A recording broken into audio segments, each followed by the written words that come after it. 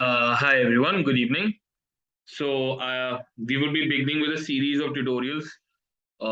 This would be the first in the series. I'm not sure how many I'm intending to make. However, my intention is to complete electoral politics. Not a whole lot is left, so this should take two, maximum three tutorials that you can watch over the weekend. And I would really request you, rather advise you, to wrap this up as soon as possible because we have another chapter in electoral politics to cover, which is the working of institutions, probably rights as well, and then we can move. Then only then will we be able to move to history. So there's a lot that needs to be done. So we would ideally want to wind electoral politics up, right? So let's quickly begin. Not a whole lot is left, and very easy stuff in any case. So please make sure you're watching the tutorial. Please make sure you're taking notes, doing your answer writing practice and stuff. So I'm just going to share my screen with you all, and we can move on from there. Right. I am hoping that my screen is visible at this point. And yeah, here we are. Right. Let me just quickly come back over here. As far as my memory goes, and I'm hoping this is true for both 9 Ranthambore and 9 Kana, I have completed till the moral code of conduct for both of you all, for both the habitats. And this was essentially a part of the campaigning process, right? In which we had understood what precisely is an election campaign. When does it happen? The 2 week period between the announcement of the final list of candidates and the date of polling. What happens during this period? How do news channels come into the picture? What do political parties try to do? Some of the more popular slogans and the reasons behind why they were launched. Very important. Garibi hatao, save democracy, land to the tiller, अच्छे दिन आने वाले हैं, protect the self-respect of the Telugus, right? Important stuff. And of course, election law, we saw again. I would like to give you once again a gentle reminder. Difference is there between the election law, which is an actual law, a set of rules, right, prescribed by the Election Commission of India. And of course, there is another set of norms, which is more like an oath, and that is the moral code of conduct, right? Which is an agreement which all political parties have collectively come to ensure integrity in the election process. ठीक है, we have done all of this. So now once the campaigning is done, कुछ बचता नहीं है, सिर्फ election बचता है, only the election is left. So that is the polling and the counting of votes. Polling is the process in which you actually go and cast your vote during the election. That is on the day of the election itself, right? तो अगर आपका नाम voters list पे है तो आप polling booth जाते हो, which so every constituency has a couple of polling booths. You are given the polling booth that is the nearest to your place, right? Say for example, if Lajpat Nagar is a constituency, then Lajpat Nagar will have some certain XYZ number of polling booths. Now these polling booths are usually government institutions, या तो government office हो सकता है, government school भी होता है, right? As an election polling booth, right?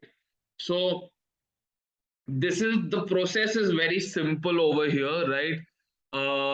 You will of course be voting in another 3 4 years depending on the situation, and this is the process that you all will also go through. You will wake up in the morning, have aloo paratha for breakfast, have a nice cup of tea, right? And you will walk your way to the booth, where you will be verified first. Your credentials will be verified. You will show them your epic, that is the election card, right? The voters ID card. The election officer who's sitting there will verify your details from the voters list, will make sure that yeah, it is you who has come to vote and not a ghost in your place, right? Once all the credentials are done, it's like a boarding pass, right? Your voters ID is like a boarding pass. Eventually you will be allowed to go inside. You have the EVM machine these days. In fact, you have the VVPAT machines that have now come into the picture. VVPAT is slightly different. We can have a discussion about it at some other point of time. So in this case, of course, EVM में क्या होता है कि you have the entire list, rather it's a machine which has the name of the candidate, the symbol of the party, and next to it is a button. Right, so BJP ka candidate, then the lotus symbol, and then there is a button. Then Congress ka candidate, then there is the hand wala symbol, and then there is a button. An Aam Aadmi Party, chhadu wala symbol, and then the name of the candidate, and then a button. Right, so on and so forth.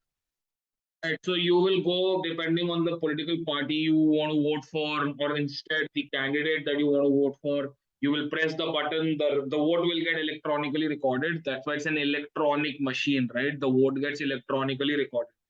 There is no concept of ballot paper here. That is why there are lesser chances of booth capturing these days, right? पहले होता था 70s में, ठीक है, anyway. So 90s तक भी होता था, anyway, जो भी है. Right. So once you're done voting, it takes 30 seconds, lesser than that. And once you're coming on your way out, once you've cast your vote, they put a little mark on your nail. ठीक है, with N इनडिलायबल ink जो मिटा नहीं सकते आप. इसका basically idea ये है कि you can not come again to vote.